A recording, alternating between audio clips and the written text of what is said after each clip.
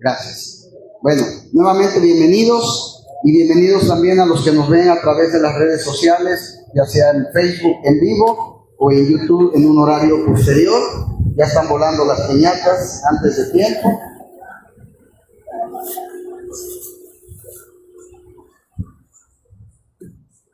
Así que los saludamos desde su iglesia Camino de Santidad en Acapulco, Guerrero. ¿Cómo están, iglesia? Bendecidos. A ver, hermano Ángel, ¿usted por qué hoy es bendecido? En la mañana despertar, agradeciendo a Dios que estamos vivos, con mi familia, a la comunidad también, Amén. Eso es una bendición para usted el día de hoy. A ver, Bernardo, ¿por qué hoy eres bendecido?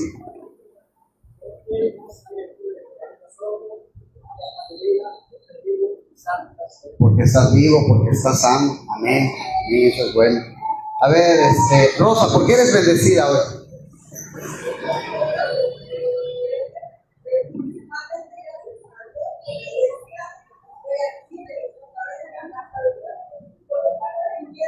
Amén. Qué bueno. Qué bueno. Así es, porque has regresado a la casa de Dios, porque tienes a tu nieta aquí. Amén. A ver, hermano Víctor, ¿por qué es bendecido usted? Bendecido porque a pesar de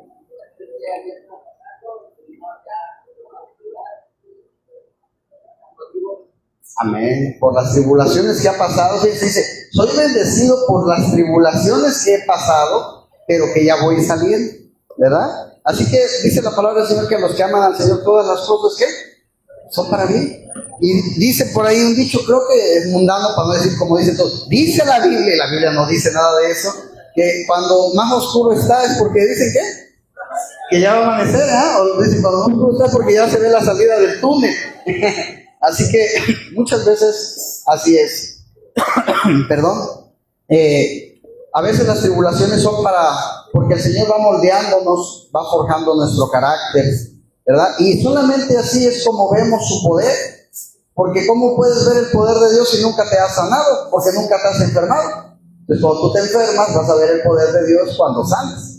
Las tribulaciones, los problemas que llegan a tu vida, vas a ver el poder de Dios cuando se arreglen, ¿verdad? Entonces, a través de las tribulaciones es también como Dios nos bendice, ¿verdad? Porque Él también nos va moldeando, como ese alfarero que agarra el barro, ¿verdad? ¿Y cómo está el barro? No tiene ni forma, ¿eh? Y a medida que Él va trabajando sale un hermoso jarrón, un hermoso vaso, pero es trabajarlo. Yo sé que el barro no habla, pero si el barro hablara, imagínense cuando lo tuerce, cuando lo va doblando, pues va a doler, ¿verdad? Y a veces el Señor así trabaja con nosotros, nos duele. Pero a medida de eso, después el Señor va haciendo una bonita obra de arte. Y yo creo que cada uno de ustedes son una hermosa obra de arte del Señor que ha estado moldeando. Amén. Y hoy vamos a tener un mensaje, hermanos, ad hoc a la fecha, pero que tiene sin duda algo que tenemos que entender, que reflexionar. Y el título de este mensaje es La Navidad Verdadera. La Navidad Verdadera. Y hace unos días había ahí en mi trabajo unos recortes de periódico, todavía se vende periódico por si algunos de aquí no sabían, y encontré unos ahí y veía unos que revelan claramente cuál es el espíritu que reina en esta época del año. Sabemos que es la época decembrina, la época navideña, pero cuál es el espíritu que reina en el mundo, ¿sí? Supuestamente, ¿verdad? Y digo, supuestamente reina el espíritu navideño, pero ¿qué es realmente, o qué podríamos decir que es un espíritu navideño? Pues es algo que celebra el nacimiento ¿de quién? De Cristo, ¿verdad? Entonces, el mundo supuestamente está ahorita en una época en que está celebrando el nacimiento ¿de quién? De Cristo. Y lo digo así, entre comillas, supuestamente. Y en uno de estas hojas, en uno de estos recortes, aparecía en el anuncio época navideña y aparecía una copa de champán con un anuncio que decía la marca de la copa, de la champaña, y estaba la copa y decía la verdadera esencia de la Navidad. Toma, y era el nombre de él. Decía, la verdadera esencia de la Navidad. Y a veces no sé cómo interpretar este tipo de cosas. Y yo decía, realmente esto no es la verdadera esencia de la Navidad, ¿verdad? Y el otro anuncio era todavía un poco más explícito. Anunciaba con bombos y platillos que había llegado, así le puso el periódico, llegó Bebeciembre. Bebeciembre. Ya ni siquiera diciembre, Bebeciembre. Y es que realmente, hermanos, es como el mundo de esta época. Muchos hoy, ¿a cuánto estamos de Navidad? 3 días, ¿verdad? 3 días, 3 días. Muchos hoy están pensando, ¿y tú qué botella vas a traer? No, pues es que si yo traigo whisky, mejor si yo traigo el whisky, tú traes vodka. ¿Y tú qué vas a traer? No, pues tú traes cervezas. Ese es el espíritu de la Navidad, ¿verdad? ¿Qué vamos a tomar el 24? No, pues cerveza. Sí, porque en el Año Nuevo vamos a tomar botella, para no beber lo mismo las 12. Es la organización que hay, ¿verdad? Para estos días en muchos lugares. No digo que en todos, pero en muchos. Así que, pues si dice Bebeciembre, deduzcan ustedes por qué lo dicen. Y obviamente los que diseñan todo este tipo de campañas publicitarias, lo vemos en la tele, ¿verdad? Como hay una cerveza que solo sale en esta época. Bebe Nochebuena. Buena noche, Nochebuena. Y todo el mundo, ahí llegó la época de la Nochebuena. Ni siquiera se alegran por el nacimiento de Jesús. Se alegran porque ya va a haber Nochebuena en el súper. Fíjense, qué emoción. Dices, ay Dios mío. Así que los que diseñan este tipo de campañas no están tratando de adorar la píldora con un mensaje de paz o con un recogimiento espiritual, sino que estaban mostrando lo que realmente significa para muchos la fiesta de la Navidad. Eso es lo que para muchos significa la fiesta de la Navidad. De hecho, recientemente, no sé cuántos de ustedes han visto en estos días, ya sea en las redes sociales, en los primeros días de diciembre, ya empezaron a salir varias personas que han fallecido por intoxicación alcohólica.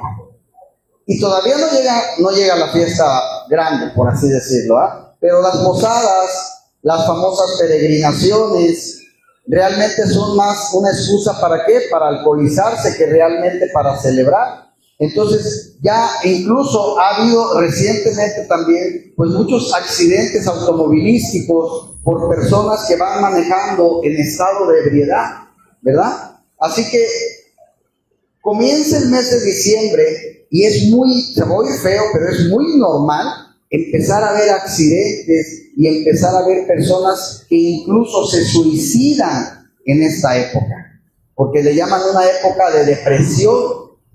Hermanos, un cristiano no tiene por qué llamarle a diciembre una época para sentirse triste o deprimido. Es la época, les vuelvo a repetir, no hay una fecha que realmente la ciencia sepa que nació Jesús, pero sabemos que nació. Y es una época para recordar que Él vino a este mundo, que Dios, el creador del universo, se hizo hombre, se hizo carne. Y es lo que celebramos, es lo que festejamos, es lo que tenemos que reflexionar. Ahora, lo que yo quiero hacer esta mañana no es denunciar la forma inadecuada como el mundo celebra la Navidad, sino más bien considerar con ustedes una de las profecías sorprendentes que encontramos en el Antiguo Testamento acerca de la persona de nuestro Señor Jesús. Y esta profecía, hermanos, esta profecía fue escrita 700 años antes de que Jesús naciera. Fíjense, muchos nos asombramos porque alguien adivina lo que va a pasar mañana. Pero esta profecía se hizo 700 años antes de que Jesús naciera. Y eso es una verdadera profecía. Y esta profecía, hermanos, nos ayuda a entender la verdadera esencia de este evento que estamos celebrando estos días. Yo les pido que por favor vayan conmigo al libro del profeta Miqueas. Miqueas, capítulo 5, y vamos a leer los versículos del 1 al 2. Miqueas capítulo 5, versículos del 1 al 2. Cuando ya lo tengan podemos decir amén.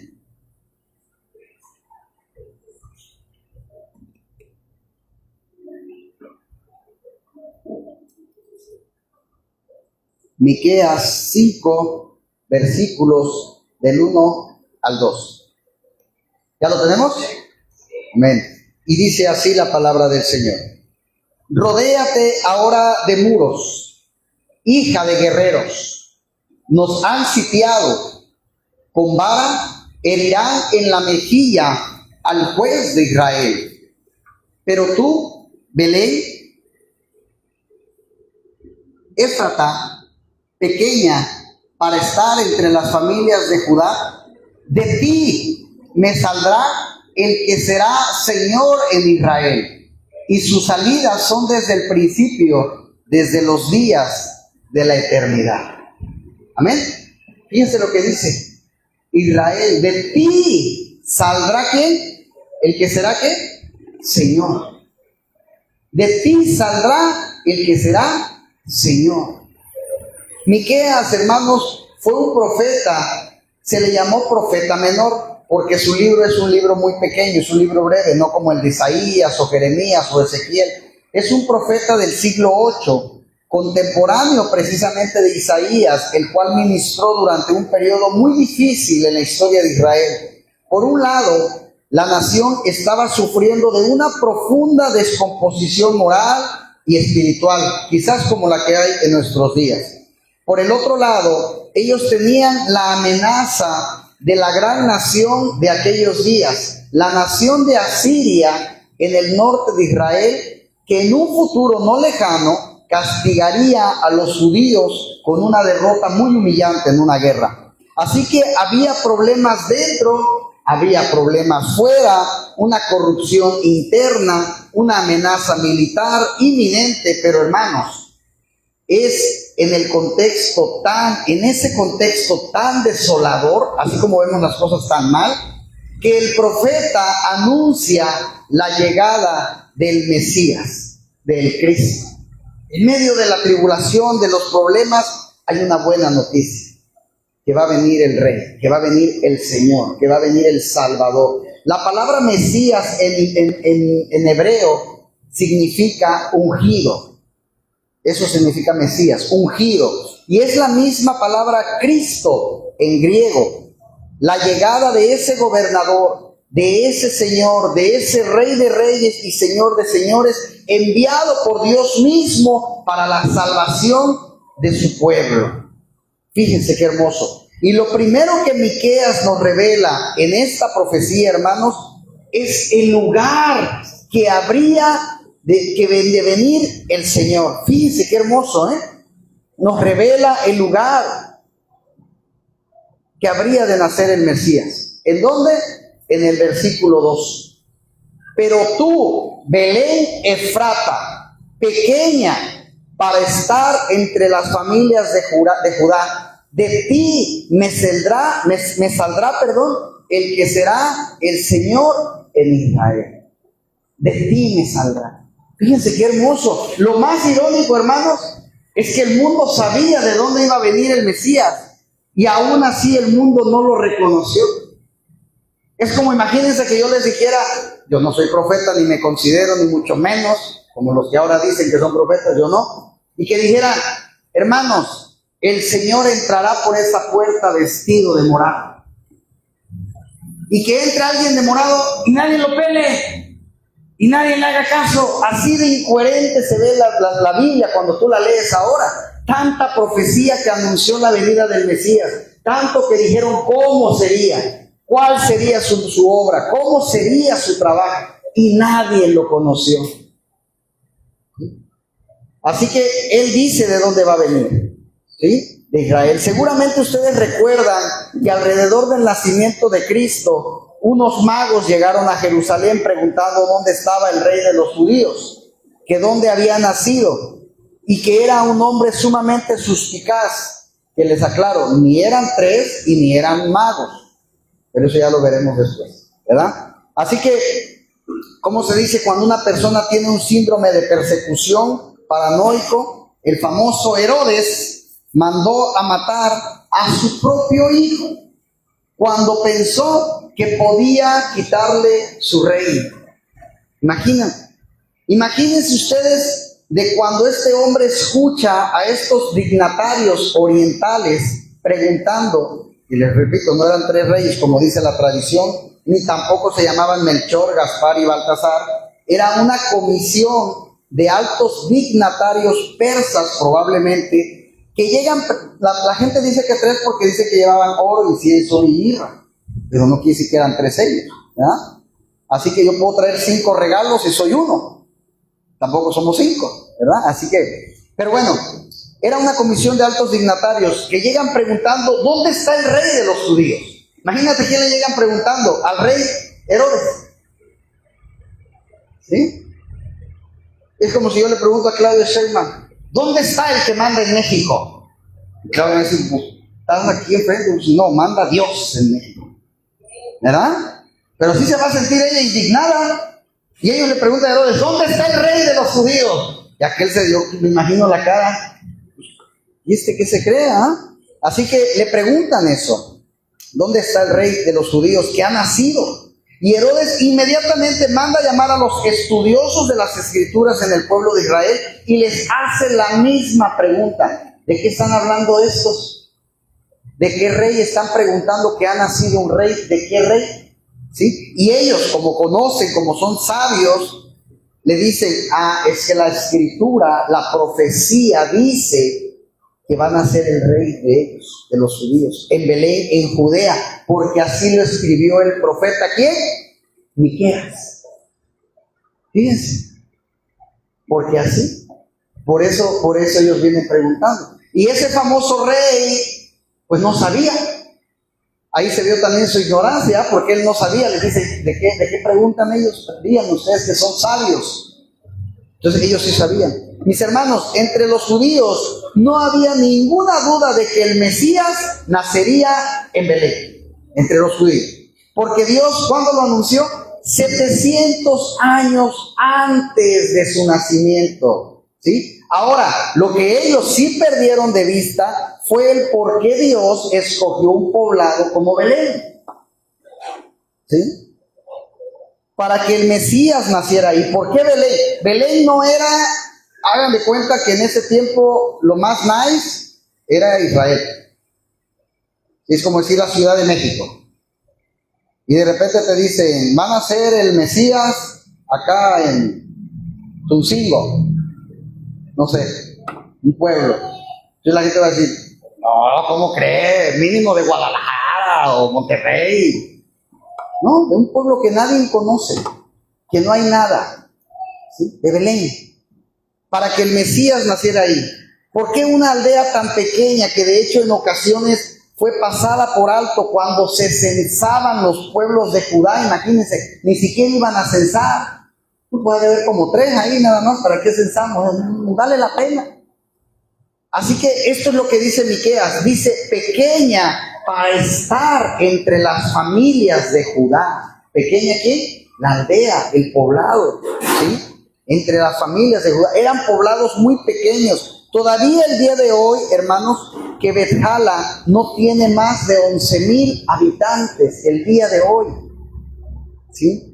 Cristo pudo haber nacido en Roma, que era en ese momento la capital del imperio, era lo más poderoso. Pudo haber nacido en Roma, pero no quiso. Él pudo haber nacido incluso en Jerusalén, que era la ciudad más importante de Israel. Pero Dios escogió una pequeña e insignificante aldea, hermanos. Y dentro de esa aldea, peor aún, un establo. Un lugar donde comían los animales. Ni siquiera era un cuarto con aire acondicionado y una tele de 50 pulgadas y wifi. No, era donde comían los animales, ¿sí? Y desde ahí Dios ya nos estaba enseñando algo, hermanos, que a muchos hoy se nos olvida. Humildad. Humildad.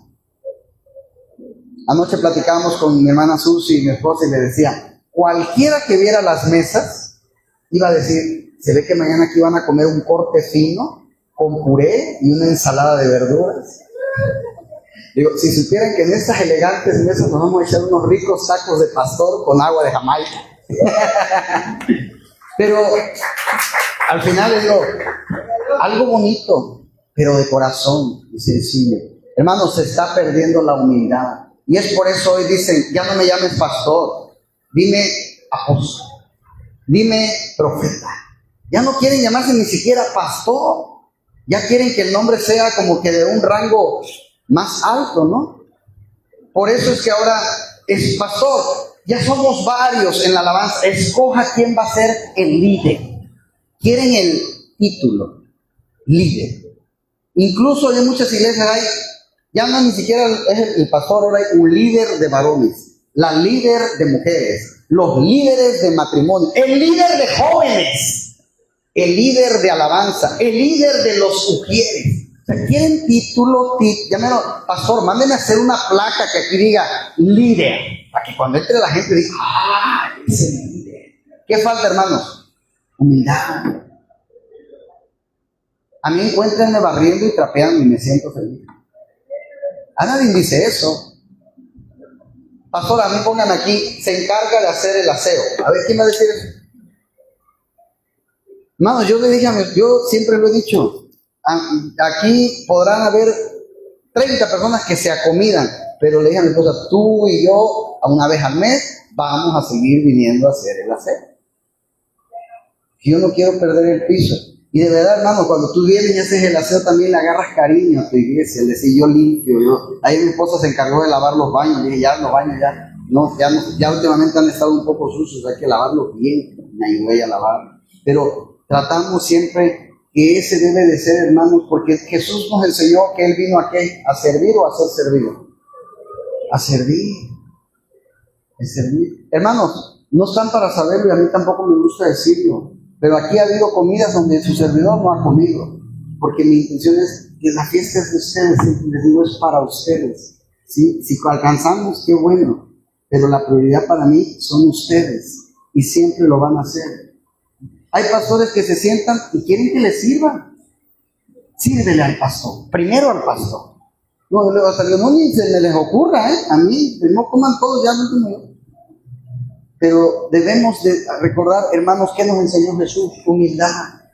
Y nació en un pesebre en el pueblo que nadie conocía, en la aldea que nadie conocía, un establo para la encarnación del Hijo del Señor Jesús. Y la pregunta es ¿por qué? Probablemente por dos razones. La primera es que Dios siempre suele hacer las cosas de tal manera que su gloria sea exaltada y la soberbia del hombre, humillada. Siempre. Si Belén hubiera sido una ciudad importante, famosa por sus edificaciones, por su poder económico, algunos pensarían que fue precisamente por causa de esos logros humanos que Dios escogió ahí para nacer. Pero no, mis hermanos. Dios hace las cosas como las hace para que no pongamos nuestros ojos en la supuesta grandeza del hombre, sino más bien nuestros ojos tienen que estar en la grandeza de la bondad, en la grandeza de su misericordia, al derramar su favor. ¿Sabe sobre quién derramó el favor Dios? Sobre personas que no lo merecemos, ¿sí? Sobre personas que somos indignas, y sobre Él quiso derramar su gracia y su misericordia. Esa es la enseñanza de Pablo, mis hermanos, en 1 Corintios 1:26. Los creyentes de la iglesia en Corintio estaban divididos entre sí, ¿sí? Estaban divididos, alineándose en torno a personalidades humanas. Yo soy de Pablo, yo soy de Apolos, ¿verdad? ¿Se acuerdan? Yo soy de Cefas. Y Pablo tuvo que escribirle, mirad, hermanos, vuestra vocación, que no sois muchos sabios según la carne, ni muchos poderosos, ni muchos nobles, sino que lo necio del mundo escogió Dios para avergonzar a los sabios, y lo débil del mundo escogió Dios para avergonzar a lo fuerte, y lo vil del mundo y lo menospreciado escogió Dios, y lo que no es para deshacer lo que es. ¿Saben para qué? Para que nadie se jacte en su presencia, dice Pablo. En otras palabras, Dios busca la manera, hermanos, de desinflar el orgullo humano. Siempre. ¿Sí? ¿Saben por qué? Porque ese es el gran problema humano. Dios se encarga de desinflar el orgullo humano porque ese es el gran problema humano. La Biblia nos enseña que Dios nos creó ¿para qué? Para su gloria. ¿Sí? Y para que nosotros nos gozáramos en Dios por siempre. Pero lamentablemente el hombre se rebeló contra su Creador. Su rebeldía trajo consigo un sinnúmero de consecuencias terribles para la raza humana. El hombre, ¿qué pasó a ser? Se convirtió en enemigo de Dios y en un peligro de sus mismos semejantes. Hermanos, entre nosotros mismos nos estamos matando. No han venido, no digan, vinieron extraterrestres a matarnos. No, nos estamos matando entre nosotros, los mismos de este mundo. Estamos matando la naturaleza, estamos matando los animales, nos matamos entre nosotros mismos. Cada vez hay más hombres que crean diferentes tipos de drogas, que ahora son más letales. Antes había drogas que después de tantos años de ser adicto morías. Hoy hay drogas que con una o dos veces que la pruebes te puedes morir. Porque el ser humano nos estamos matando entre nosotros. Hermanos, no hay amor. Hoy celebramos un mes en el que hay mucho amor, pero es un amor de apariencia. No es un amor real. ¿Sí? Y es triste. En estos días pasan tragedias en las calles. Jóvenes que se están maltratando en las universidades. La sociedad está enferma. Y yo puedo entender ese sentimiento. ¿Qué es lo que está pasando? Bueno, déjenme proponerles que yo creo que el problema no está en la sociedad. Esa palabra suena como que demasiado abstracta, ¿no? En la sociedad. No, no es la sociedad la que está enferma, hermanos. Es el hombre el que está enfermo. Es el ser humano el que está enfermo. Es el hombre el que está enfermo. No podemos encontrar, mis queridos hermanos, ninguna solución a este problema que está viviendo nuestra sociedad, donde ya nadie puede evitar salir a la calle tranquilo, hermano. Hoy tú no puedes andar en la calle tranquilo. No puedes caminar tranquilo, no te puedes subir a un transporte tranquilo. Es más, no puedes ni andar en una plaza tranquilo. ¿Cuántas veces no han asaltado la Gran Plaza? ¿Cuántas veces no han asaltado un Walmart, un Sam's? ¿Dónde puedes estar tranquilo? Solo en la presencia de Dios, hermano. Solamente. ¿Sí? Si no ponemos el dedo en la llaga, ¿y la llaga qué es? El pecado del hombre, hermanos. El hombre pecó contra Dios, se rebeló contra Dios, volvió a ser egoísta, orgulloso, en un hombre, un ser peligroso para el hombre mismo. Pero ese no es el fin de la historia. Nosotros sabemos que desde el mismo momento en que el pecado entró al mundo, Dios también reveló un plan de salvación con el propósito de revertir esos efectos que el pecado había producido en la creación y en el hombre, y de esa manera hacer una demostración de su gloria mucho más extraordinaria que la que su creación original hubiese podido transmitir. Queridos amigos, amados hermanos, fue para eso que el Hijo de Dios se hizo hombre, hace 2000 años atrás, para restaurar al hombre dañado y convertirlo en el adorador que siempre debió haber sido. Pero para que el hombre tenía que ser humillado, el hombre tiene que recordar que el hombre no es Dios. Tú y yo no somos Dios, hermanos. Solo Dios es Dios. El hombre no es Dios. Y Cristo se introdujo de tal manera en el escenario de la historia, en la primera Navidad, para que solo el Dios de gloria recibiera toda la gloria. No había nada extraordinario en la aldea de Belén. No había nada extraordinario en el establo donde María dio a luz. ¿Y saben qué, mis amados hermanos? Tampoco hay nada extraordinario en aquellos hombres y aquellas mujeres que Dios escogió desde antes de la fundación del mundo para hacerlos beneficiar de una salvación tan grande como la que nos dio a ti y a mí. Es por gracia, mis hermanos, para que solo Dios, el Dios de toda gracia, se lleve toda la gloria y toda la honra. Solo Él. Por eso Pablo sigue diciendo en ese pasaje de 1 de Corintios, más por Él, por Dios, estáis vosotros en Cristo Jesús, el cual nos ha sido hecho por Dios. Dios nos atrae a Cristo, Dios nos llama a la salvación, Dios salva. ¿Sabes para qué, hermano? Para que, como está escrito, El que se gloría, gloríese en el Señor. Amén. Miren, mis hermanos, si hay un grupo de personas en el mundo a quienes resulta ridículo actuar con orgullo, es a los cristianos. Y mientras más pasa el tiempo, más me convenzo de que es una de las grandes verdades que los cristianos deben recordar y debemos recordar todo el tiempo, porque el orgullo sigue siendo el grande problema de nuestro corazón. Por eso es que hay tanto problema a veces en la iglesia también, por orgullo. Nos creemos demasiado importantes. Yo mismo le pido al Señor que yo no sea en este lugar lo más importante. Eres tú, Señor. Solo tú, nada más. Es más, ni siquiera yo sobre ustedes, porque somos iguales. Somos viles, pecadores, perversos, amados por un Dios lleno de misericordia, hermanos. Es el orgullo, hermanos. Nos creemos demasiado importantes. Hermanos, si hay personas para quienes es ridículo ser orgulloso, es para los cristianos. Porque el mero hecho de profesar que somos seguidores de Cristo es un anuncio público de nuestra propia bajeza y de nuestro pecado. Ahora, yo creo que es probable que Cristo haya nacido en la aldea de Belén para mostrar también desde el principio el carácter de su obra. Hermanos, lo dije hace rato, Él no vino para ser servido. Él vino para servir, ¿sí? Él vino a tomar el lugar de pecadores culpables que no merecían un palacio, sino un patíbulo. Yo voy a repetir eso otra vez, hermanos. ¿Para qué vino Cristo?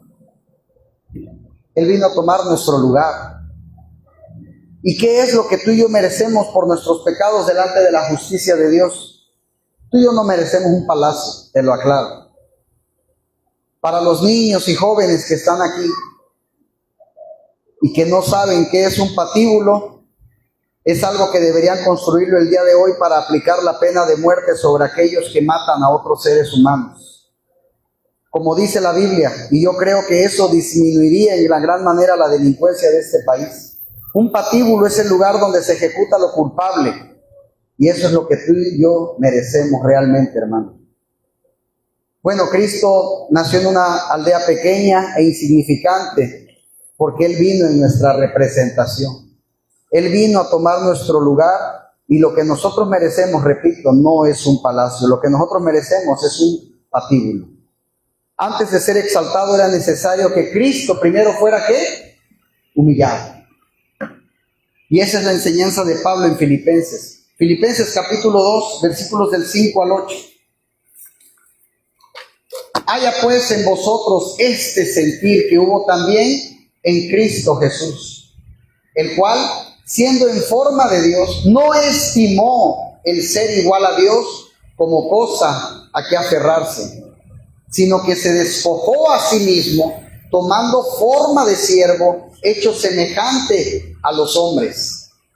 Y estando en la condición de hombre, se humilló a sí mismo, haciéndose obediente hasta la muerte, y muerte de cruz. La muerte, hermanos, de un criminal como los romanos lo quisieron hacer ver. Cristo se humilló hasta lo sumo. Consecuentemente fue exaltado hasta lo sumo. Dice Pablo, primero la humillación y luego la exaltación.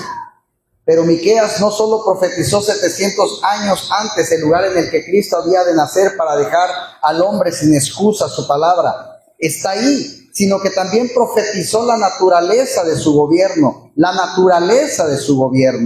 Pero tú, Belén, en Efrata, pequeña para estar entre las familias de Judá, de ti saldrá el que será Señor en Israel. Bueno, es obvio que el Mesías prometido viene en calidad de gobernante, hermano. De ti me saldrá el que será Señor en Israel. Lo que no es tan obvio en el texto es que Él no viene a gobernar en su propio nombre. Miren, mis hermanos, en la Biblia no hay ninguna palabra de más. La Biblia entera es inspirada ¿por quién? Por Dios. De cabo a rabo, cada palabra. Escuchen el texto otra vez. Allí no dice Belén Efrata, de ti saldrá el que será Señor en Israel. No, eso no es lo que el texto dice. El texto dice, de ti me saldrá el que será Señor en Israel. ¿Sí? En otras palabras, ese que nacerá en ti viene de parte de mí, dice Dios. ¿Sí? Viene de parte de mí. Ese que nacerá en ti viene de parte de mí, dice Dios. Estas son palabras muy similares a las que se aparecen en el primer libro de Samuel, capítulo 16, versículo 1. Pero ahí Dios envía a Samuel a ungir a David en sustitución del rey Saúl, ¿se acuerdan? Que había fallado como gobernante. ¿Y qué le dice Dios a Samuel? Primera de Samuel 16, 1. Dijo Jehová a Samuel: ¿hasta cuándo llorarás a Saúl, habiéndolo yo desechado para que no reine sobre Israel? Llena tu cuerno de aceite y ven, te enviaré a Isaí de Belén, porque de sus hijos me he previsto de rey. Hermanos, porque en aquella época los reyes eran ordenados en el oficio, ungiéndolos con aceite. Dios dice: llena tu cuerno de aceite y ven que te enviaré a Isaí, al padre de David, a Isaí de Belén, porque de sus hijos me he provisto rey. De sus hijos me he provisto rey. Fíjense bien, como gobernante, como fracasaron muchos de los reyes de Israel. En vez de gobernar al pueblo en conformidad con la ley de Dios, ellos trataron de establecer más bien su propia voluntad. Como hoy, hermanos. Hoy, ¿cómo está gobernado nuestro México? ¿Bajo la voluntad de Dios? ¿Ustedes vieron la ceremonia de iniciación a la presidenta cuando tomó el gobierno? ¿Fue ungida con aceite por la palabra de Dios? Fue con chamanes. Lo que no es de Dios, no es de Dios. ¿Y cómo está nuestro país? Hermanos, vean Guatemala, con un presidente que cree en la palabra de Dios. Y vean lo que está pasando con una nación pequeña, pequeña. Porque está gobernando ¿bajo qué? Bajo la palabra. Y eso es lo que le falta a mí. Es lo que le falta incluso a Guerrero, a Acapulco. Pero eso es lo que no debe de faltar en tu casa, mi hermano. Varones, gobiernen su casa bajo la palabra de Dios. No bajo lo que su conciencia diga, no bajo lo que sus sentimientos digan. Gobiernen su hogar bajo la palabra de Dios y su casa prosperará. Y eso está pasando, hermanos, tristemente en muchos países. No gobiernan al pueblo conforme a la ley de Dios. Ellos trataron de establecer su propia voluntad. Pero lo que está diciendo Miqueas en el capítulo 5, versículo 2, es que este Mesías vendrá al mundo a gobernar de parte de Dios, a establecer la voluntad de Dios, es decir, va a ser el gobierno de Dios en el mundo, hermanos. En otras palabras, este Mesías habría de someterse él mismo a la voluntad de su Padre, y él llevaría a sus seguidores a hacer ¿qué? Exactamente lo que él está haciendo, lo mismo, obedecer a Dios. Y eso nos dice algo acerca de la naturaleza del gobierno de Cristo. Vino a implementar a este mundo, hermanos. Esto es algo que Cristo repetía una y otra vez. Cristo lo repetía constantemente. Esto, Juan 4:34. Jesús les dijo: ¿mi comida qué es? Que haga la voluntad de ¿quién? Del que me envió. ¿Y qué más? Y que acabe su obra. Que la deje a la mitad. Que acabe. Tú y yo, ¿sabes cuándo vamos a acabar la obra? El día que partamos de este mundo. Así que mientras estemos en este mundo, hermanos, tenemos algo que hacer. Tenemos mucho trabajo que hacer. ¿Sí? Hay gente que dice, incluso veo pastores que dicen, iglesias que dicen, hay que orar para que las cosas empiecen a mejorar. Hay que orar para que esta ciudad empiece a levantarse, empiece a cambiar. Hermanos, lamento darles una mala noticia. Esto no va a cambiar. Al contrario, esto se va a ir poniendo peor cada vez más. Ay, pastor, ¿usted por qué lo inventa? No, no lo digo yo. Lo dice la Biblia. Lo dice la palabra. Cosas peores vendrán. Y esto apenas está empezando, ¿no? Como dicen por ahí, agárrate. Y agárrate bien. porque el autobús se va a sacudir. Y agárrate de quién, de Cristo, y párate sobre la roca. Ahí es más difícil que te muevas, pero tienes que estar bien cimentado, hermano, porque si nada más te paras en un pie y con el otro pie estás acá, si mueven esta tabla, yo me caigo. Así que mejor los dos aquí. Párate y párate bien. Cuidado de tener un pie en un lado y otro en otro, hermano, porque te puedes caer. Esa es mi comida, ese es mi alimento, que yo haga lo que Dios quiere. ¿Ese es tu alimento? Te pregunto hoy. ¿Haces lo que tú quieres o haces lo que Dios quiere? ¿Vives como tú quieres o vives como Dios quiere? ¿Hablas como tú quieres o hablas como Dios quiere? ¿Actúas como tú quieres o como Dios quiere? ¿Tratas a tu familia como tú quieres o como Dios quiere? Son preguntas que debemos hacernos. ¿Somos los padres que queremos ser o somos los padres que Dios quiere que seamos? Juan 5:30. No puedo, hermanos, no puedo yo hacer nada, ojo, nada por mí mismo. Según oigo, así juzgo. Y mi juicio es justo porque no busco mi voluntad, sino la voluntad del que me envió. ¿La de quién? La del Padre, hermanos. Hermanos, yo no puedo hacer nada por mí mismo. Imagínense, ¿lo dijo quién? Jesús. Yo vivo por mi Padre. Juan 7:16. Jesús les respondió y dijo, mi doctrina no es mía, sino ¿de quién? De aquel que me envió. Y esa debe ser la doctrina que se predique en cada iglesia, no la que yo quiera, no la de coaching, no la de motivación, no la de empoderamiento. Mujeres, levántate, eres una guerrera. No, eres una pecadora. Hombres, es tiempo de levantarse. Sí, en el nombre de Jesús, para gobernar bien tu familia. Y dejes de ser un dictador. Gobierna en amor, en bondad, en misericordia, en juicio y en fe. Y eso fue lo que los judíos perdieron de vista cuando Cristo vino al mundo hace 2000 años, que estaban esperando ellos. Vimos ayer una película, que ayer sí venimos muy poquitos, pero venimos algunos. Y nos recordó esto.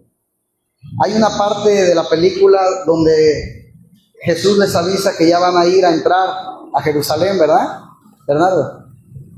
Y entonces les dicen, ya el momento ha llegado, vamos a entrar a Jerusalén. Y entonces ellos están en la película, obviamente, están en una fogata y empiezan a decir, ahora sí, Pilatos lo va a reconocer como rey y le va a poner una corona y no le va a quedar otra que decir que es el nuevo rey de Roma, y ahora sí vamos a tener poder, y ahora sí vamos a ganar todo el imperio. Y ellos se imaginaban a Jesús entrando a caballo con una espada y un escudo y la gente victoriándolo, incluso los mismos soldados romanos gritando victoria, y Jesús está por allá orando como diciendo, no saben lo que viene. Y eso es lo que el pueblo esperaba. Alguien que iba a derrotar a Roma, alguien que iba a quitar los impuestos, alguien que se iba a acabar con toda la injusticia y que ahora ellos iban a ser los nuevos reyes. Pero no era eso a lo que Jesús vino, ¿sí? No era ese guerrero victorioso, poderoso, que derrotará a los enemigos de Israel y que implantará en la tierra de Palestina un reino universal.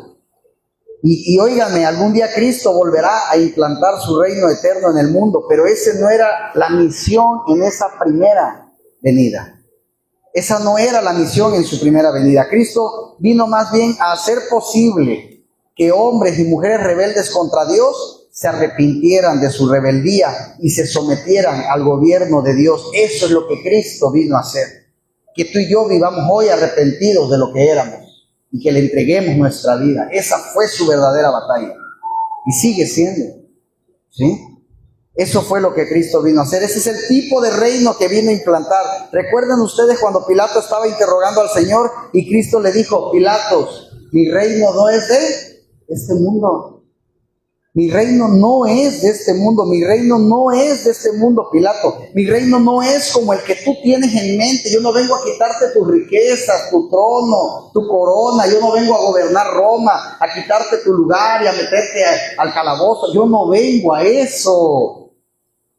¿Sí? Si mi reino fuera de este mundo, dijo Cristo, mis servidores pelearían para que yo no fuera entregado a los judíos. Pero mi reino no es de aquí. Y Pilato estaba tan confundido que le pregunta al Señor, pero entonces, ¿tú eres rey? ¿Sí eres rey entonces? El rey que Pilato tenía en la mente, pero tampoco podía negar que él era el rey en el más alto sentido del término, mis hermanos. ¿Cuál fue la respuesta de Jesús? Respondió Jesús, tú dices que yo soy rey. Yo para esto he nacido y para esto he venido al mundo. Escuchen esto, para dar testimonio a la verdad. Todo aquel que es de la verdad oye mi voz. ¿Ven cómo Cristo conecta aquí su reinado con qué? Con la verdad. ¿Sí? Con la verdad. Si Jesús hubiera venido a implantar, mis hermanos, un reino terrenal como los reinos que tú y yo conocemos, ¿saben qué hubiera sido lo primero que hubiera hecho? Hubiera sido reclutar soldados. Pero eso no es lo primero que hace Jesús, ¿verdad? Cuando que hace un dirigente, reclutar soldados. ¿Él qué hizo? Predicar la verdad, enseñar la verdad. Eso es lo que tenemos que predicar, la verdad, hermanos, proclamar la verdad. ¿Saben por qué? Porque la victoria de Cristo como Rey no se obtiene forzando a sus enemigos desde afuera, hermanos, sino dándoles convicciones ¿desde dónde? Desde el corazón. Tenemos que convencer, a nosotros ¿de qué primero nos convencieron? De que éramos pecadores. Segundo, ¿de qué nos convencieron? De que necesitábamos a Cristo en nuestra vida. ¿Sí? Porque la victoria de Cristo como Rey, mis hermanos, no se obtiene a la fuerza. ¿Sí? Y su arma de guerra, ¿qué es? La verdad. El hombre está lleno de mentiras, el hombre está lleno de confusión, el hombre no entiende ni para qué está aquí, hermanos. ¿Por qué se suicida la gente? Es que yo no sé ni para qué estoy en este mundo. No tengo un propósito de vida. No saben ni cuál es el propósito de su existencia, hermanos. No saben para dónde va. El hombre está en tinieblas. El reino que Cristo vino a implantar está compuesto de hombres y mujeres que han entendido, como tú y yo, que se han sometido, que han entendido voluntariamente la verdad de Dios, una verdad que Cristo encarna. Yo soy el camino, dice el Señor, la verdad y la vida, y nadie viene al Padre si no es por mí. Fue ese tipo de reino el que Cristo realmente vino a establecer, el que Cristo vino a establecer. De ti me saldrá el que será el Señor de Israel. Pero hay algo más que Miqueas profetizó acerca del Mesías. Hemos visto ya el lugar, una aldea insignificante llamada Belén. Hemos visto ya la naturaleza de su gobierno. Él vino a hacer que los hombres se sometieran a la voluntad de Dios, que se despojaran de su rebeldía, que se sometieran a Dios. Pero en tercer lugar, Miqueas nos revela también la esencia de la persona del Mesías. Vean una vez más el versículo 2. Pero tú, Belén, Efrata pequeña, para estar entre las familias de Judá, de ti me saldrá el que será Señor de Israel, y sus salidas son desde el principio, desde los días de la eternidad. Bueno, ahora sí que la puso complicada, porque de primera impresión este texto parece contradictorio. ¿Lo ven allí? Este texto parece contradictorio. Por un lado nos está diciendo que el Mesías habría de nacer igual que como todos nacemos. Y hasta revela en dónde, ¿verdad? En la ciudad de Belén, en la aldea de Belén. Pero por el otro lado nos dice que sus salidas son ¿desde cuándo?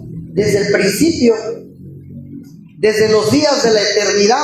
El nacimiento de todo ser humano, hermanos, marca un inicio de una nueva vida, ¿verdad? Antes de nacer, tú no existías, obvio. Tú comenzaste a existir cuando fuiste engendrado como persona, ¿verdad? Pero tú, lo que Miqueas está diciendo aquí es que este gobernante que habría de nacer en Belén, en realidad ya era eterno. ¿Sí? ¿Se dan cuenta? este gobernante que habría de nacer como un bebé en Belén era eterno. ¿Cómo puede nacer una persona, hermanos, que siempre ha existido? ¿Se dan cuenta? Esa es la pregunta. ¿Cómo puede nacer una persona que siempre ha existido? Miren, hermanos, a mí la Biblia me maravilla, me fascina. Casi todos estos profetas que profetizaron acerca de Cristo, incluso ni ellos entendían lo que estaban escribiendo, porque era el Espíritu Santo hablándoles. Yo estoy seguro que Miqueas a lo mejor ni entendió lo que estaba escribiendo. Seguro, completamente, de hecho, el apóstol Pedro dice en Primera de Pedro capítulo 1 que los profetas inquirieron y diligentemente indagaron para poder entender las mismas profecías que estaban profetizando. Fíjense. Ahora, ellos fueron inspirados por Dios y ellos no pensaron, ven acá como que Dios se equivocó aquí, no, le voy a corregir. No, déjame arreglar esto, ¿verdad? Ellos no arreglaron nada, hermanos. Ellos escribieron exactamente lo que Dios les pidió que escribieran, ¿verdad? Aunque ellos no entendieran nada. Y Miqueas dijo hace 700 años de esto, antes del nacimiento de Cristo, que ese bebé habría de nacer en Belén y Frata. Existía desde siempre. Pero no solo eso, si algo sabían los judíos es que había un solo ser que existía desde siempre. ¿Quién era? Dios. ¿Verdad? Si algo sabían los judíos es que el único ser eterno que existe es Dios. Isaías 40:28. ¿No has sabido? ¿No has oído que el Dios eterno es ¿quién?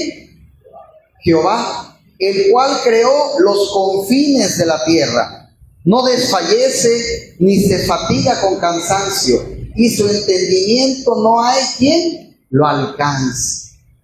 Bueno, pero ahora resulta que ese Dios, el único Dios eterno, está diciendo en Miqueas capítulo 5, versículo 2, de ti me saldrá el que será Señor en Israel, yo voy a enviar a través de ti a alguien que va a ser Señor en Israel. La pregunta es, ¿ese Mesías que Dios está prometiendo es Dios o fue enviado por Dios? Lo que estamos diciendo aquí, este Mesías es eterno, pero va a nacer como un bebé. Y Dios dice, yo soy el que le estoy enviando, y el único ser eterno es Dios. La pregunta entonces es, ¿quedamos, este Mesías es Dios mismo o es enviado por Dios? Es la misma dificultad, hermanos, que nosotros encontramos en otra profecía navideña. Isaías 9, versículo 6. Yo creo que varios la han leído. Porque un niño nos es nacido, hijo nos es dado, y el principado sobre su hombro, y se llamará su nombre admirable, consejero, Dios fuerte, Padre eterno, príncipe de paz. Hablando acerca del nacimiento de Cristo. Y recuerden que Isaías y Miqueas eran contemporáneos, esto es 700 años antes del nacimiento de Cristo. Isaías no solo profetizó, hermanos, Isaías 7:14. Por tanto, el Señor mismo os dará señal. He aquí que ¿quién? Que la Virgen concebirá y dará a luz un hijo y llamará su nombre Emmanuel. Isaías 9:6. Porque un niño nos es nacido, hijo nos es dado, y el principado sobre su hombro, y se llamará su nombre admirable, consejero, Dios fuerte, Padre eterno, príncipe de paz. Hablando de ese niño, hermanos, que nacería de una virgen en Belén, dice que un niño nos es nacido. Un niño, hijo nos es dado, y el principado será sobre su hombro. Él será Señor en Israel. Él viene con autoridad y se llamará su nombre. El nombre de este niño, el nombre de este bebé será llamado admirable consejero, hermanos. Dios fuerte, Padre eterno y príncipe de paz. No hay que ser un genio de la exegesis para ver el problema, ¿verdad? ¿Cómo puede alguien ser llamado Dios fuerte, Padre eterno, y al mismo tiempo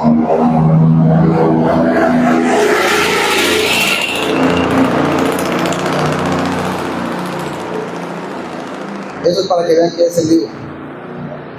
¿Cómo puede ser llamado así y al mismo tiempo también nacer como un niño? Primero, nace como un bebé, pero al mismo tiempo es un Dios fuerte, es un Padre eterno, es un príncipe de paz. ¿Cómo, hermanos? ¿Cómo puede ser posible? Bueno, la respuesta a esta pregunta no solo es la más misteriosa que el hombre ya ha podido hacerse alguna vez, sino la más extraordinaria que un ser humano haya escuchado jamás. Lo que ocurrió hace cerca de 2000 años es una aldea insignificante de Palestina llamada Belén. No fue el nacimiento de un niño común y corriente, hermanos, sino es el acto más extravagante que alguna vez haya ocurrido en la historia. La segunda persona de la tributaria comunidad, Dios el Hijo, se hizo hombre voluntariamente y fue enviado por Dios el Padre a rescatar pecadores como tú y como yo, muriendo en nuestro lugar en la cruz del Calvario, hermanos. Es por esto que este niño puede ser llamado con toda propiedad Dios fuerte, Padre eterno. El mismo Cristo les dijo en una ocasión a los judíos, fíjense lo que les dijo, Juan capítulo 10, versículo 30. Esa está padrísima y se la pueden aprender en memoria. Yo y el Padre, ¿qué? ¿Quién dio la respuesta? Jesús. Yo y el Padre, uno somos. Para los que no creen en la Trinidad. No que Dios es uno, que el Padre es uno, que el Hijo es el otro, que el Hijo. Jesús dijo, yo y el Padre uno somos. Y si no te gusta, reclámale al autor de la palabra. A mí no me diga nada. ¿Verdad? Juan 14, 9. Jesús le dijo, tanto tiempo hace que estoy con vosotros y no me has conocido, Felipe. El que me ha visto a mí, ha visto ¿a quién? ¿Cómo pues dices tú, muéstranos al Padre? Fíjense, Felipe le está diciendo, Jesús, muéstranos a Dios. Jesús dice, ay, Felipe.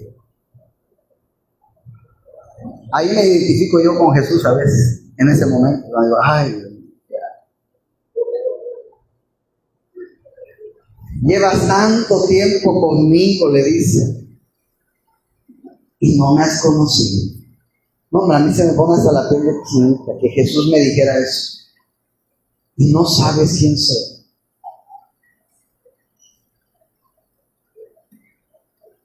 Ay,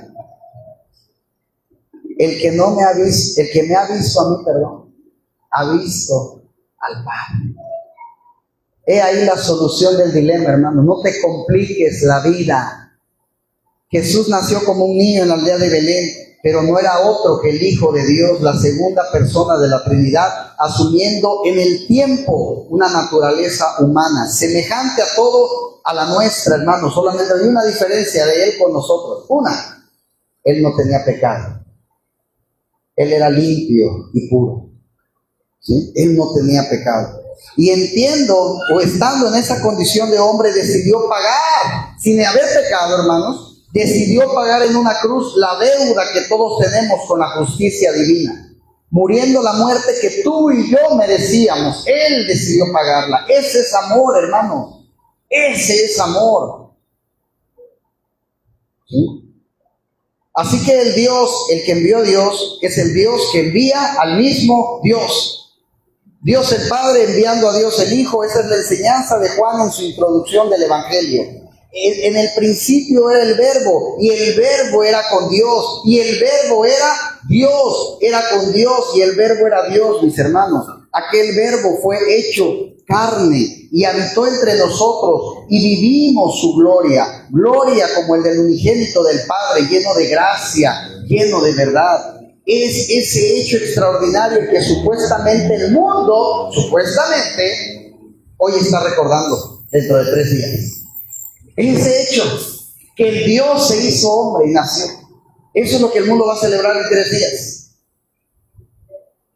Tirados en la calle, algunos vomitados, algunos orinados, con botellas y latas a los lados, celebran que Dios se hizo hombre. Celebran que Dios vino a este mundo. Y no le dedicaron un segundo en toda la noche. Eso es lo triste, hermanos. el nacimiento de aquel que vino a redimirnos del pecado para que tú y yo pudiéramos cumplir el propósito de nuestra existencia, glorificar a Dios y gozarnos con Él por siempre. Saben que la Navidad, hermanos, es un recordatorio, pero por ende de que algo anda mal en el mundo. Recuerden eso, hermanos, cada vez que llega la Navidad es un recordatorio de que algo anda mal en el mundo. Porque en vez de vivir para Dios, el Dios que nos creó, nosotros los seres humanos decidimos vivir para nosotros mismos. Mis hermanos, ¿cómo se supone que debemos celebrar el nacimiento de aquel que vino a corregir ese mal? ¿Acaso no es cierto que la Navidad es uno de esos periodos del año en que más se apela a la codicia, la soberbia, el orgullo y el egoísmo humano? La gloria de Dios tiene que ver muy poco con esta celebración, muy poco. Aún de aquellas personas que critican el materialismo de esta época, porque hay personas insensatas que critican el materialismo de la Navidad, de la temporada navideña, pero ¿qué ofrecen entonces a cambio? Nada más criticar, criticar, criticar. El celebrar la Navidad, hermano, ni te hace más santo, ni te hace más pecador. Y el no celebrarla, también. ¿Sí? ¿Qué hacen a cambio la gente que critica? ¿Qué nos ofrecen a cambio? ¿Pasamos realmente más tiempo con la familia? Esta es una época. Aquí la empresa telefónica, ¿se acuerdan que antes, ahorita ya no tanto, pero antes les iba bien porque se volvían millonarias, porque todo el mundo metía tiempo aire para estar llamando el 24, todo el mundo en la noche? Y a los 9 minutos con 59 había que colgar para que volvieran a marcarle otros 10 minutos gratis. Bueno, los jóvenes no nos van a entender. A los que ya nos duelen las rodillas, sí saben de qué estoy hablando, ¿verdad? Luego les explican los muchachos, porque no se quedaron como que, ¿qué será eso de los 10 minutos? Pero se hacían millonarios las empresas de telefónicas. Llamabas a tu mamá, a tu papá, a tus hijos que estaban en otro lado, ¿no? Es una época para estar cerca, y eso es bueno, está bien. Yo no tengo ningún problema, hermanos. A mí me encantan las reuniones de Navidad, me encanta la cena del 24, yo no tengo problema con eso. Me encanta el pavo, el pollo envinado, los postres. Por si el 25 me hablan y quieren que vaya al recalentado, con mucho gusto voy. El puerco. A mí me encanta todo eso. Yo no estoy criticando eso en sí. Pero esa no es la opción, porque pensemos en los más desposeídos. Eso está bien. Es una época que nosotros podemos hacer mucho bien, hermanos. Pero saben que ninguna de esas cosas toca el nervio de la Navidad. ¿Cuál fue el primer himno que se compuso de Navidad? ¿Saben cuál? El que cantaron los ángeles cuando nació Jesús. Gloria a Dios en las alturas y en la tierra paz a los hombres. No a los hombres de buena voluntad, sino a los hombres que por la buena voluntad de Dios reciben la paz que Cristo vino a traer. Pero todo comienza con la gloria de Dios. El foco de la Navidad, hermanos, es la gloria de Dios. El foco de la Navidad. Cristo nació para la gloria de Dios. Gloria a Dios en las alturas. Tan pronto, hermanos, de verdad, tan pronto nosotros ponemos al hombre en el medio del escenario. Si tú y yo ponemos al hombre en medio de la Navidad, ya perdimos el foco, de verdad. Ya perdimos el foco. Nosotros no somos los protagonistas del 24, ni de este mes. No somos los protagonistas de la historia. El papel protagónico le pertenece únicamente a nuestro Dios, que creó todo para su gloria. Hay una historia, hermanos, que el individuo, se los voy a platicar, lo contratan como un extra en una película. ¿Sí saben lo que son los extras, verdad? El que sale caminando por allá atrás de los actores principales, el que está comiendo allá en el fondo y el actor principal está peleando aquí con la novia, que él nomás echa un vaso de agua. Son extras. Así que a este lo contratan como un extra. Y entonces le dice a su mamá: mamá, voy a salir en una película, salí como extra. ¿Qué crees? Pagué toda la sala del cine, toda, para que solo vayamos la pura familia a ver la película. Ay, ya saben las mamadas. Ay, mi hijo, toda una estrella de cine. Ahora sí nos vamos para arriba, ya salimos de pobres, ¿no? Así que invita a toda la familia, invita a todos sus hermanos de camino de santidad. Vamos, hermano, decía, ahí sí vamos, y ahí van todos, ahí sí van todos. Y llegan allá al cine con sus palomitas, y resulta que ponen la película Y él sale en una escena 23 segundos. Pasó caminando, ¿eh? Pasó. Y salió de espaldas. No se le vio ni la cara. La familia se volteó. La familia mero fue cuando le dijo, dame la palomita. Ay, ya pasó. Y ya no alcancé a ver. Nomás se le vio la coronilla aquí de la cabeza. Y la mamá es la única que dijo, ahí está mi hijo, ahí está. Él le conocí la coronilla, ahí ese es mi hijo. Y cuando termina la película, sus amigos le dicen, pero qué tonto eres. ¿Quién te dijo que la película trataba sobre ti? Gastaste todo este dinero. Así es esta película, hermano. Tú y yo no somos los protagonistas. Esta película no es sobre nosotros, ¿sí? El actor principal, el protagonista de este drama, se llama Jesús.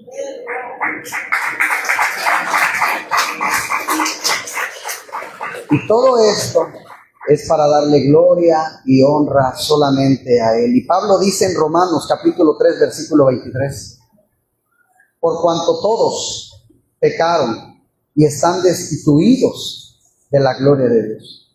Tú y yo somos inmerecedores, hermano. No lo merecemos, ¿eh? No somos, ay, hay que ponerles estrellitas a todos en la frente. No, es solamente por la gracia de Dios. Todos pecamos y nos quedamos cortos de alcanzar el propósito para el cual fuimos creados. ¿Saben cuál era? Darle gloria a Dios con nuestras vidas. El hombre ha decidido vivir para su propia gloria, hacer su propia voluntad, siguiendo sus propios deseos, completamente al margen de la opinión de Dios. Hace unos años leí una ilustración que puede ayudarnos a entender la magnitud de ese problema. El gobierno de los Estados Unidos de Norteamérica invierte mucho tiempo, dinero y esfuerzo, hermanos, para entrenar y equipar sus fuerzas militares. ¿Para qué? Para que protejan a los Estados Unidos de Norteamérica. Imagínense que de repente se descubre que un batallón del ejército norteamericano ha estado usando todos los recursos que el gobierno le provee para proveer armas a una célula de Al-Qaeda. Y están planificando con ellos un ataque letal a Estados Unidos. Pregunta, ¿qué sucedería con los miembros de ese batallón? Seguramente los implicados serían juzgados ¿por qué? Por traición, ¿verdad? Y serían castigados ¿con qué? Con la pena máxima, ¿verdad? Pues ¿saben qué, mis amados hermanos y amigos que están aquí esta mañana? Eso es exactamente lo que el hombre ha hecho con su hacedor. Dios nos creó, Dios nos equipó para que tú y yo pudiésemos vivir para su gloria. Dios nos dio una mente para pensar y un corazón para sentir. Dios nos dio una voluntad para decidir. Dios nos dio un cuerpo para servirle. Dios nos dio una boca y una lengua para alabarle. Pero el hombre ha corrompido todos esos dones y capacidades, usándonos para su propia gloria y para llevar su propia agenda. ¿Saben qué es eso, mis amados hermanos? Alta traición. Y de la peor clase de la casa. Alta traición. Fue precisamente por eso que Cristo vino al mundo. Él vino a buscar y salvar lo que se había perdido. Él vino a reconciliar al hombre con Dios. Él vino a restaurar nuestras personalidades dañadas por el pecado para que pudiésemos cumplir, aunque todavía imperfectamente, el propósito para el cual fuimos creados. Cristo se dio a sí mismo, dice Pablo en Tito 2:14. Fíjense bien. ¿Quién se dio? ¿A quién? A sí mismo. ¿Por qué? Por nosotros. ¿Para qué? Para redimirnos de toda iniquidad y purificar para sí un pueblo propio, celoso de buenas obras. Mis hermanos, esta es la buena noticia que los ángeles proclamaron esa noche. En el texto decía, os ha nacido hoy en la ciudad de David un Salvador que es Cristo el Señor. Es por eso que al pensar en la Navidad, nuestro foco de atención no debe de ser el pesebre en la aldea de Belén. Nuestro foco de atención debe ser el Gólgota en las afueras de Jerusalén. No debe ser el pesebre. Es el Gólgota donde Cristo fue crucificado, hermanos. El pesebre no es un fin en sí mismo. Cristo se hizo hombre, ¿para qué? Para morir, ¿sí? Cristo se hizo hombre para morir, mis hermanos. Cristo se hizo hombre. Es la única manera en que Él podía pagar nuestra deuda con la justicia de Dios. La paga del pecado, ¿cuál es? Muerte. Alguien tenía que morir en nuestro lugar y Dios, el Hijo, decidió hacerlo Él. Déjame hacerte una pregunta. ¿Les gusta recibir regalos en Navidad? A todos, ¿verdad? A todos nos gusta. A mí me encanta. Sería un mentiroso si yo les dijera, qué mal, hermanos, qué mal. A mí me molesta eso. No, si alguien me trae ahorita una camisa, ¿qué marca, hermano? Ángel. Una Polo. Vamos a poner sencillito, una Polo. No me voy a enojar. A todos nos gusta recibir regalos. ¿Tú quieres recibir el mayor regalo de Navidad que alguna vez alguien te haya ofrecido? Deja de confiar en ti mismo. Reconoce tu pecado. Reconoce tu rebeldía. Ríndete a Dios. Confiando únicamente en Cristo, hermano, y en la obra de salvación que Él llevó a cabo en la cruz del Calvario. Al que no conoció pecado por nosotros, por causa nuestra, por nuestro favor. Dios a Él lo hizo pecado para que nosotros en cambio fuésemos hechos justicia en Dios para Él. Dice Pablo, esa es la esencia del mensaje del Evangelio, que la salvación es gratis, hermanos. Hoy muchos se preocupan por ver qué regalo van a dar.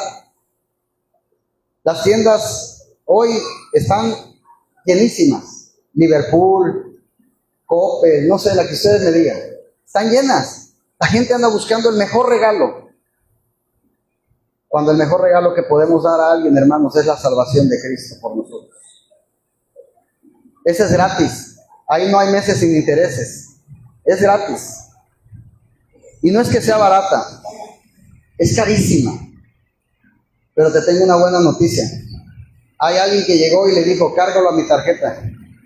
Que se lo lleve Él. Es gratis. Y ese alguien se llama Jesús. Y pagó en la cruz. Y todo a su cuenta. Para que tú no pagues nada. Él pagó el precio. Solamente te pide algo. Que tengas fe. Mi amigo, mis amigos, mis hermanos, no desprecien ese regalo.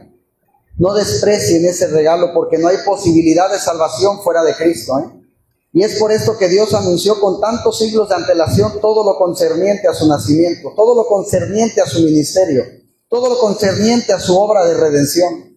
¿Saben para qué? Para que nadie se equivocara y nadie tuviera excusas. Aquí está la Biblia. Hermanos, ese libro que algunos tienen ahí en su mano, ese libro es único. Y ese libro, hermanos, es extraordinario. Ese libro solamente lo pudo haber escrito Dios, nadie más. No hay excusas. Y miren, mis queridos amigos, tú puedes tratar de hoy, y con esto voy a terminar, de evadir lo que es obvio. ¿Por qué eso es obvio? Tú puedes tratar de evadir lo que es obvio. Puedes pasar por alto la evidencia. El día llegará en que nadie va a poder pasar por alto eso, ¿no? Llegará un día en que allá afuera va a haber dos tipos de personas. Escucha esto. Va a haber unos que van a decir, cómo me hubiera gustado que alguien me hubiera hablado de Cristo y nadie se me acercó. Y va a haber otros que van a decir, cómo le hubiera hecho caso al que me habló de Cristo y lo ignoré. Y ya no habrá tiempo, hermanos. Ya no habrá tiempo porque el tiempo es hoy. El tiempo es hoy. Y si tú estás de la puerta para acá, tampoco no te des por bien servido, Que nadie piense que ya está libre de no pecar. Podemos caer aún los que estamos de este lado de la puerta. Alerta. Abramos bien los ojos. Cuidémonos de no caer. ¿No quieres caerte? No te metas al piso enjabonado, porque muchos dicen, es el diablo. No, el diablo no te obligó a meterte a ese lugar. El diablo no te obligó a buscar esas amistades. El diablo no, a veces le echamos la culpa al diablo de todo. Cuando a veces los mismos culpables, lo decía la hermana Susi el viernes, somos nosotros. ¿Sí? Hermano, busca a Cristo. Dice la Escritura que viene un día en que toda rodilla se doblará y toda lengua confesará que Jesús es el Señor. Algunos lo van a confesar para bien, hermanos, y otros van a estar confesándolo porque saben que ya no hay tiempo de arrepentirse y que fue demasiado tarde. Toda lengua confesará que Jesucristo es el Señor para la gloria de Dios al Padre. Toda rodilla, toda lengua. Lamentablemente para muchos hermanos, lo repito, será demasiado tarde, demasiado tarde. Mi amigo, humíllate hoy ante el Señor. Hoy todavía estás a tiempo de arreglar tus cuentas con Él. Reconoce tu pecado. Reconoce que no hay nada bueno en ti que pueda hacerte ganar méritos en su presencia. Ven clamando por misericordia. Ven confiando únicamente en Cristo, arrepentido de tu pecado. Mis hermanos, yo les aseguro por la autoridad que me confiere la palabra de Dios, que si tú te confiesas y hoy le pides perdón al Señor, hoy mismo te digo que esta tarde serás perdonado de todos tus pecados si lo crees. Hoy es el día de tu salvación. Hoy es el día de limpiar tu corazón. Hoy es el día de limpiar tu mente. Hoy es el día de ponerte a cuentas con Dios. Hoy es el día de empezar una vida nueva. Hoy es el tiempo. Dios te dice, búscame y yo te estoy esperando. Ahora mismo, pide misericordia. Dice el Señor, pídeme misericordia y yo te la daré. Mira, hermano, mi hermana, si tienes alguna duda, habla con algunos de nosotros. Habla con mi hermana Susi, con mi esposa, con mi hermano Bernardo. Habla con mi hermana Sol. Busca a alguien. Busca a alguien que te pueda dar un buen consejo. Busca a alguien que te hable de Cristo. Si tienes alguna duda, habla con cualquiera de los hermanos que estamos aquí en la iglesia, con quien tú quieras, pero habla con alguien. No abandones este lugar, hermano, hoy sin haber resuelto primero el más grande de tus problemas, tu pecado. No abandones este lugar, yo te lo suplico, yo te ruego, no abandones este lugar sin haber resuelto el más grande de tus problemas, limpiar tu corazón ante Cristo. Que el Señor bendiga hoy su palabra, produciendo frutos abundantes de salvación en medio de esta iglesia, mis hermanos. Vamos a orar. Padre, te damos gracias, Señor. Gracias por este día que nos has permitido, Señor, alabarte. Y que hoy, Señor, este mensaje nos ha llevado a recordar tu nacimiento, Padre mío. Señor, gracias. Gracias porque siendo el creador de los planetas, del universo, decidiste hacerte hombre, Señor. Decidiste hacerte carne y venir a este mundo a pasar todo lo que nosotros pasamos. Alegrías, tristezas, risas y llanto. Señor, pero sobre todo gracias, porque sin merecerlo, decidiste morir en la cruz por nosotros.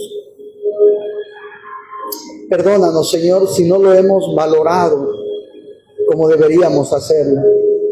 Perdónanos, Padre, si no hemos vivido como deberíamos vivir, Señor. Perdónanos, Padre, si muchas Navidades lo que menos nos acordamos fue de ti. Queremos empezar a ser diferentes, Señor.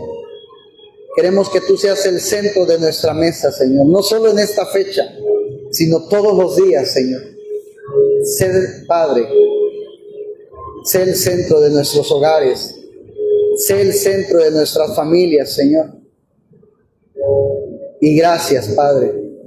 Gracias, porque sin duda nadie puede darnos ese amor que solo tú decidiste darnos y que hasta el día de hoy nos lo sigues dando, Padre. Gracias, Padre mío. Te amo, Dios. Te amo, papá. Bendito sea, Señor Jesús. Amén y amén.